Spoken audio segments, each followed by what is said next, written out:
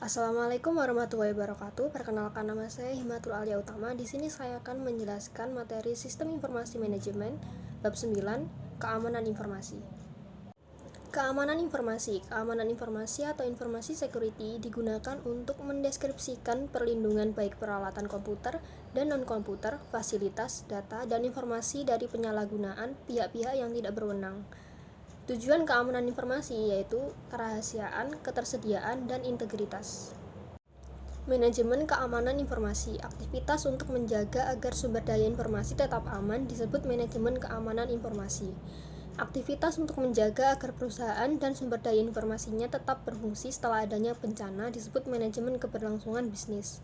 Yang memikul tanggung jawab atas keamanan yaitu CEO, Direktur Keamanan Sistem Informasi Perusahaan, Direktur Asuransi Informasi Perusahaan. Tolak ukur keamanan informasi adalah tingkat keamanan yang disarankan yang dalam keadaan normal harus menawarkan perlindungan yang cukup terhadap gangguan yang tidak terotorisasi. Ancaman keamanan informasi adalah orang, organisasi, mekanisme, atau peristiwa yang memiliki potensi untuk membahayakan sumber daya informasi perusahaan. Ancaman dapat bersifat internal serta eksternal dan dapat bersifat tidak sengaja maupun disengaja. Jenis ancaman. Beberapa jenis piranti lunak yang berbahaya yaitu virus, worm, Trojan horse, adware, dan spyware. Risiko keamanan informasi didefinisikan sebagai potensi output yang tidak diharapkan dari pelanggaran keamanan informasi oleh ancaman keamanan informasi. Risiko dibagi menjadi 4 jenis. Yang pertama, mengumumkan informasi yang tidak terotorisasi dan pencurian. Yang kedua, penggunaan yang tidak terotorisasi. Yang ketiga, penghancuran yang tidak terotorisasi dan penolakan layanan. Yang keempat adalah modifikasi yang tidak terotorisasi. Persoalan e-commerce. E-commerce telah memperkenalkan masalah keamanan baru yaitu pemalsuan kartu kredit.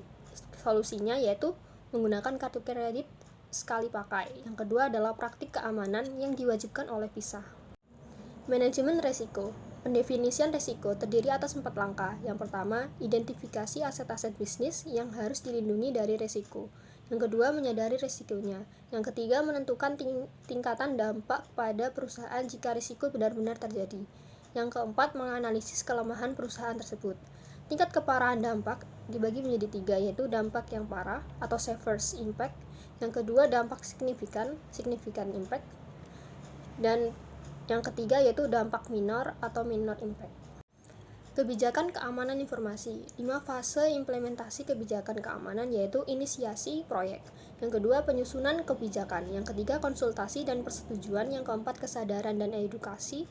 Yang kelima, penyebarluasan kebijakan.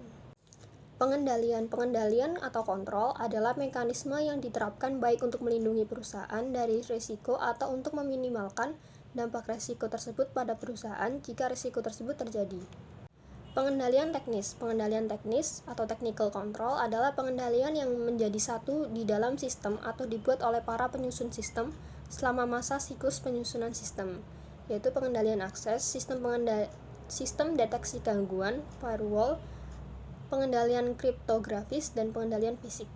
Pengendalian formal mencakup penentuan cara berperilaku, dokumentasi, prosedur, dan praktik yang diharapkan, dan pengawasan serta pencegahan perilaku yang berbeda dari panduan yang berlaku. Pengendalian informal mencakup program-program pelatihan dan edukasi serta program pembangunan manajemen. Sertifikasi profesional. Ada 3, yaitu yang pertama, Asosiasi Audit Sistem dan Pengendalian. Program sertifikasi keamanan yang pertama adalah Information System Auditor yang ditawarkan oleh Information System Audit and Control Association. Yang kedua yaitu Konsorsium Sertifikasi Keamanan Sistem Informasi Internasional, The Certification Information System Security Professional, ditawarkan oleh International Information System Security Certification Consortium. Yang ketiga yaitu Institute SANS. Institute SANS atau Admin, Audit, Network, dan Security menawarkan sertifikasi melalui Global Information Assurance Certification Program. Manajemen keberlangsungan bisnis. Aktivitas yang ditujukan untuk Menentukan operasional setelah terjadi gangguan sistem informasi disebut dengan manajemen keberlangsungan bisnis atau business continuity management. Rencana darurat atau emergency plan menyebutkan cara-cara yang akan menjaga keamanan karyawan jika bencana terjadi.